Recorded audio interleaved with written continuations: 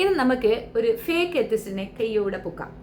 ഞാൻ യൂഷ്വലി പറഞ്ഞ ഒരു കാര്യം തന്നെയാണ്, എൻ്റെ ചാനലിൽ വന്നിട്ട് മോശം വർത്താനം എഴുതിയിട്ട് ഒന്നിൽ ഞാൻ മറുപടി തരും, ചിലത് ഞാൻ മൗനമായി വിടുന്നത് ഞാൻ അവനെ പൊക്കും എന്നുള്ളത് കൊണ്ട് തന്നെയാണ്. അങ്ങനെ ഇന്ന് പൊക്കിയ ഒരു ചത്തനുണ്ട്, അവനെ പറ്റിയാണ് നമ്മുടെ വീഡിയോ. വാസ്തവത്തിൽ ആരിഫ് ഹുസൈനെ പോലുള്ള ഫേക്ക് എത്തിസ്റ്റുകൾ പ്രചരിപ്പിക്കുന്ന കാര്യങ്ങൾ വിശ്വസിച്ചുകൊണ്ട് അവന്റെ പിൻഗാമിയായിട്ട് നടക്കുന്ന കുറെ വൃത്തികെട്ട ജന്മങ്ങളുണ്ട്. അവരെന്തൊക്കെ ചെയ്യും, അവരുടെ പേഴ്സണൽ ലൈഫിൽ അവരെന്തൊക്കെയാണ് എന്നുള്ളത് കൃത്യമായ ഒരു വിവരണം എൻ്റെ കയ്യിലുണ്ട്. ഞാൻ അതിൻ്റെ പിറകെ നടക്കാറുണ്ട് എന്നുള്ളതാണ് വസ്തുത. അപ്പൊ ഇന്ന് എനിക്ക് വന്ന ഒരു കമന്റ്, ഇന്നല്ല കുറെ ദിവസങ്ങളായി അവൻ എനിക്ക് കമന്റ് ഇടുന്നുണ്ട്. കമന്റ് ഒന്നും വായിക്കാൻ കൊള്ളത്തില്ല, എന്നാലും ഒന്നുമില്ല. 2 പ്രസവവും 100 കണക്കിന് ഭർത്താവും കൊള്ളാമടി, ഞാനും മക്കളും മാത്രമുള്ള ഒരു വീഡിയോയുടെ താഴെ വന്നിട്ടതാണ്. ഇവന്റെ പേര് അഖിൽ റെഡ് വാമ്പയർ. പേരൊക്കെ അങ്ങ് ഭയങ്കര മാസ്റ്റർ പീസ് പേരാ. വേറൊരു കമന്റ് വായിക്കാം. സ്വന്തം മകനെ കാണുമ്പോൾ തുണി പൊക്കി കൊടുക്കുന്ന നീയല്ലേ യഥാർത്ഥത്തിൽ അമ്മേ പണ്ണി. ഇതൊക്കെയാണ് ഇവന്റെ കമന്റ്. അപ്പൊ ആരാണ് ഇവൻ എന്നുള്ളത് നമ്മളൊന്ന് അന്വേഷിക്കണ്ടേ. Red vampire atheist. ഒരു എത്തിസ്റ്റിന്റെ വായിൽ നിന്ന് വീഴുന്ന വാക്കുകളാണോ ഇത് എന്നുള്ളതാണ് എൻ്റെ കൺഫ്യൂഷൻ.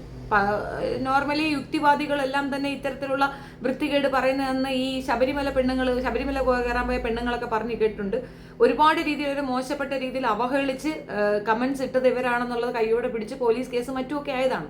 അതിന് ഉദാഹരണം രവി അണ്ണൻ തന്നെ ഹിംസെൽഫ് ഒരു പെണ്ണിനെ മോശപ്പെടുത്തി സംസാരിച്ചില്ല. അവൾക്ക് ഒത്തിരി കാലം കാത്തിരുന്നുണ്ടായ കുഞ്ഞിനെ മണ്ടരുടെ കുട്ടിയാണെന്നും അയ്യപ്പന്റെ കുട്ടിയാണെന്നും ഒക്കെ പറഞ്ഞ് അവഹേളിച്ച് പറയാൻ ഒരു എത്തിസ്റ്റിന് മാത്രമേ സാധിക്കുള്ളൂ. ഫേക്ക് എത്തിസ്റ്റ് എന്ന് തിരുത്തി വായിക്കാൻ അപേക്ഷ. അപ്പോൾ ഇവന്റെ പേരാണ് അഖിൽ റെഡ് വാമ്പയർ. ഇവൻ റെഡ് വാമ്പയർ അറ്റിസ്റ്റ് എന്നൊക്കെ എഴുതിയിട്ടുണ്ട്. ഇവന്റെ റിയൽ പേരാണ് അഖിൽ. അപ്പൊ ഇവന്റെ ഒരു ചരിത്രം നമ്മൾ പോയി എടുത്തിട്ടുണ്ട്.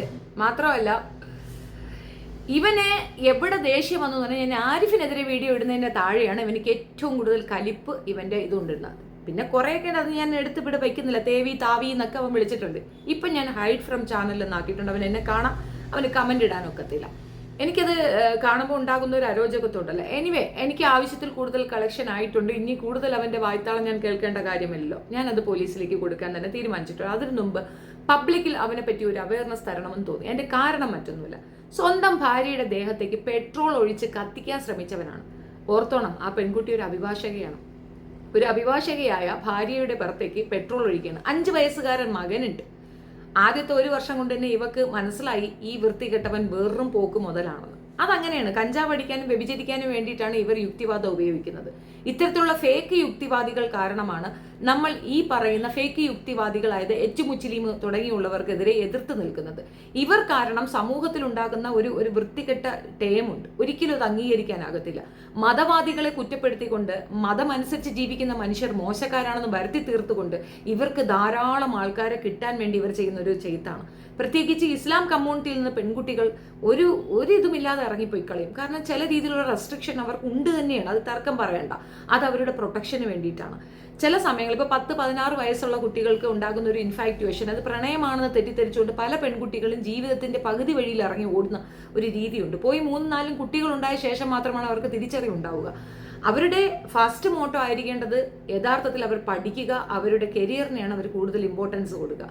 പഠിത്ത ശേഷം പിന്നെ ഒരു വിവാഹം അതൊരു കുഴപ്പവുമില്ലാത്തതാണ്. പക്ഷെ 10-16 വയസ്സിൽ കാണിക്കുന്ന തിളക്കം കാരണം, ആ ഒരു തള്ളിച്ച കാരണം വീട്ടുകാരൊരു തീരുമാനമെടുക്കും, കെട്ടിച്ചു വിട്ട് കളയാം, നിർത്തിയാൽ ശരിയാകത്തില്ല എന്ന്. ആ തീരുമാനം തന്നെയാണ് അവരുടെ ലൈഫിൽ ഏറ്റവും കൂടുതൽ പ്രോബ്ലം ഉണ്ടാക്കി കൊടുക്കുന്നത്. അപ്പൊ അത്തരത്തിലുള്ള പെൺകുട്ടികൾ, ചാടാൻ നിൽക്കുന്ന പെൺകുട്ടികളെ പതിയെ ഇവർ ഇംപ്രസ് ചെയ്യും, കൂടെ കൊണ്ടുപോകും. ഇവർക്ക് അനാവശ്യമായിട്ടുള്ള കാര്യങ്ങൾക്കൊക്കെ ഉപകരിക്കും എന്നുള്ളതാണ്. അപ്പൊ അതിനെതിരെയാണ് ഞാൻ നിൽക്കുന്നതെന്നാണ് പറഞ്ഞു വന്നതിന്റെ അർത്ഥം. ഇനി വിഷയത്തിലേക്ക് വരാം. ഇവ മാട്രിമോണിയിൽ പരസ്യം കൊടുത്തിട്ടുണ്ട്. എന്റെ പൊന്നു പെണ്ണുങ്ങളെ, ഇവന്റെ ഫോട്ടോ ശരിക്ക് കണ്ടുവെച്ചോളൂ. ഇവനെ ഒരു കാരണവശാലും ലൈഫിലേക്ക് കൊണ്ടുവരരുത്. ഒരു വിക്ടിം അവിടെ നിൽക്കുകയാണ്. ഇവനെ വിവാഹം കഴിച്ച സ്ത്രീ ഒരു അഭിഭാഷക ആയിരുന്നിട്ട് പോലും അവരെ 35% പൊള്ളലേൽപ്പിച്ചുകൊണ്ട് ഇവൻ ഇപ്പോഴും ഇങ്ങനെ നടക്കുന്നുണ്ട് വീണ്ടും കെട്ടാൻ വേണ്ടിയിട്ട്. ഒരിക്കലും പാടില്ല. ഏതെങ്കിലും പേരൻസ് എന്നെ കാണുന്നുണ്ടെങ്കിൽ, നിങ്ങൾ മാട്രിമോണിയിൽ ഇവന്റെ ഫോട്ടോ കാണുന്നുണ്ടെങ്കിൽ ഒരിക്കലും അനുവദിച്ചു കൊടുക്കരുത്. ശ്രദ്ധിച്ചു കൊള്ളുക. അതിന് വേണ്ടിയിട്ടാണ് ഞാൻ ഈ വീഡിയോ ചെയ്തത് തന്നെ. എനിക്ക് നിയമപരമായിട്ടുള്ള കാര്യങ്ങൾ മുന്നോട്ട് നീക്കാൻ അറിയാം. ഞാൻ അവനെതിരെ കേസ് കൊടുത്തിട്ടുണ്ട്. ഒന്നാമത്തെ കാര്യം, ഇത്രയധികം മോശമായ കമന്റ്സ് എൻ്റെ ടൈം ലൈനിൽ വന്നിട്ടവർമാർക്ക് ആരായിരുന്നാലും തന്നെ അവർക്കുള്ള മറുപടി, മാന്യമായിട്ടുള്ള വിമർശനങ്ങൾ ഞാൻ അംഗീകരിക്കും. മോശം കമന്റിന് എനിക്ക് ഇങ്ങനെ മറുപടി പറയാൻ പറ്റുള്ളൂ. മുൻപ് ഞാൻ ഇതുപോലെ തെറ്റിദ്ധരിച്ചിരുന്നു ഇസ്ലാം കമ്മ്യൂണിറ്റിയിലുള്ള ആൾക്കാരായിരിക്കും ഇത് ചെയ്യുന്നത്. ഞാൻ മുൻപ് പറഞ്ഞല്ലോ എന്തുകൊണ്ടാണ് ഞാൻ തിരുത്തലുകൾ നടത്തിയതിന്റെ റീസൺ. ഞാൻ നോക്കുമ്പോൾ എനിക്ക് നിരന്തരം വളരെയധികം ശാപവാക്കുകളും മോശപ്പെട്ട രീതിയിലുള്ളതും ഒക്കെ വരുന്നത് കണ്ടിട്ട് ഞാൻ പോലീസിന്റെ സഹായത്തോടു കൂടി തന്നെ ഇവരുടെ ഡീറ്റെയിൽ എടുക്കുമ്പോൾ മിക്കവാറും ഉള്ളതൊക്കെ കപട യുക്തിവാദികളാണ് ഈ കമന്റ് കൊണ്ടിടുന്നത്, അതും ഇസ്ലാമിന്റെ പേരും വെച്ചിട്ട്. അപ്പൊ നമുക്ക് നോർമലി ഉണ്ടാകുന്ന ഒരു ദേഷ്യം ഉണ്ടാവുമല്ലോ, ആ ഒരു ദേഷ്യത്തിൽ നമ്മൾ തിരിച്ച് വീണ്ടും കൂടുതൽ പറയുമ്പോൾ നമ്മൾ കൂടുതൽ മതത്തിൽ നിന്ന് പുറത്തേക്ക് പോകും. അങ്ങനെ വരുമ്പോൾ ഒറ്റപ്പെട്ട് നിൽക്കുന്ന നമ്മളെ, അതായത് വെടക്കാക്കി തനിക്കാക്കുക എന്നുള്ള ടേമാണ് ആരിഫ് ആൻഡ് ടീം ഉപയോഗിക്കുന്നത്. ഇവൻ ആരിഫിന്റെ കട്ട പിൻഗാമിയാണ്. അപ്പോൾ ആരിഫ് സമൂഹത്തിൽ കൊടുക്കുന്ന മെസ്സേജ്, ആരിഫ് സമൂഹത്തിൽ ഉണ്ടാക്കി എടുക്കുന്ന ഇതുപോലുള്ള സാമൂഹിക വിരുദ്ധരെ, അവർക്കെതിരെയാണ് എൻ്റെ ഫൈറ്റും എൻ്റെ പോരാട്ടങ്ങളൊക്കെ തന്നെ അവർക്കെതിരെയാണ്. നിങ്ങൾ കൂടെ നിൽക്കണം എന്നുള്ളതാണ് എൻ്റെ റിക്വസ്റ്റ്. ദയവ് ചെയ്ത് മനസ്സിലാക്കുക, തെളിവില്ലാത്ത ഒരു കാര്യവും എൻ്റെ ചാനൽ പറയത്തില്ല. തെളിവോട് കൂടിയാണ് ഞാനിത് പറയുന്നത്. ഇതിൻ്റെ രണ്ടാം ഭാഗം ഞാൻ വീണ്ടും അപ്ലോഡ് ചെയ്യുന്നതായിരിക്കും. എനിക്ക് കുറച്ച് ഡീറ്റെയിലും കൂടെ കിട്ടാനുണ്ട്, അതുകൊണ്ടാണ്. അപ്പോൾ ഈ വിഷയത്തിൽ നിങ്ങളുടെ അഭിപ്രായം എന്താണെന്ന് നിങ്ങൾ കമൻറ്റിൽ പറയണം. നിങ്ങളുടെ കമൻറ്റ് ഈസ് മോർ ഇമ്പോർട്ടൻറ്റ്. അത് സഫ്യമല്ല എങ്കിൽ തിരിച്ച് ഞാനും പറയും, അത്രയേ ഉള്ളൂ. മാത്രവുമല്ല, സഫ്യതയ്ക്ക് മോശപ്പെടുത്തുന്ന രീതിയിലുള്ള കമൻസ് ആണ് വരുന്നതെങ്കിൽ ഞാൻ ആക്ഷനും എടുക്കും. കാരണം ഞാൻ അങ്ങനെ തോന്നിവാസം കേൾക്കേണ്ട ഒരു ഗതികേടിലില്ല എന്നുള്ളതാണ് വസ്തുത. പിന്നെ ഈ പറയുന്ന വ്യക്തിക്കെതിരെ ഇങ്ങനെ ഒരു സംഗതി കൊണ്ടുവരാം. ഇത് ഒന്നോ രണ്ടോ അല്ല, പലയിടങ്ങളിൽ നിരന്തരമായി ഇവൻ കമന്റ് ഇടുന്നത് കൊണ്ട് സഹി കെട്ടിട്ടാണ് ഞാൻ ഇങ്ങനെ ഒരു തീരുമാനമെടുത്തത്. മാത്രവുമല്ല, ഇവന്റെ ആ വാർത്തയുടെ ലിങ്ക് ഞാൻ ഫസ്റ്റ് കമന്റ് പിൻ ചെയ്ത് വെച്ചേക്കാം, നിങ്ങൾക്കത് കേട്ട് നോക്കാം. അതാണ് ഞാൻ തെളിവില്ല, ഞാനൊന്നും പറയത്തില്ല, സാരാംശം വായിക്കാം. കൊട്ടാരക്കര യുവ അഭിഭാഷകയെ ഭർത്താവ് പട്ടാപ്പകൽ നടുറോട്ടിലിട്ട് പെട്രോൾ ഒഴിച്ച് തീ കത്തിച്ചു. കൊട്ടാരക്കര 1ാം ക്ലാസ് മജിസ്ട്രേറ്റ് കോടതി 1 വിചാരണയ്ക്ക് എത്തി മടങ്ങിയ എഴുകോൺ ഇടക്കോട് അക്ഷരയിൽ ഐശ്വര്യ 26 വയസ്സ്. ഇവൻ 35% പൊള്ളലോടെ തിരുവനന്തപുരത്തെ സ്വകാര്യ ആശുപത്രിയിൽ പ്രവേശിപ്പിച്ചു. പ്രതി കോട്ടാത്തല അഖിൽ നിവാസിൽ അഖിൽ രാജിനെ 32 വയസ്സ് നാട്ടുകാരുടെ സഹായത്തോടെ പോലീസ് പിടികൂടി. സ്കൂട്ടറിൽ പോവുകയായിരുന്ന ഐശ്വര്യയെ ബൈക്കിൽ പിന്തുടർന്ന് ആക്രമിച്ചത്. ഇന്നലെ ഉച്ചയ്ക്ക് 2ഓടെ ദേശീയപാതയിൽ നെടുവത്തൂർ അഗ്രോ ജംഗ്ഷന് സമീപമാണ് സംഭവം. കൊട്ടാരക്കരയിലെ പോലീസ് പറയുന്ന 4 വർഷമായി കോടതിയിൽ ഗാർഹിക പീഡന നിരോധന നിയമപ്രകാരം കേസ് നടക്കുകയാണ്.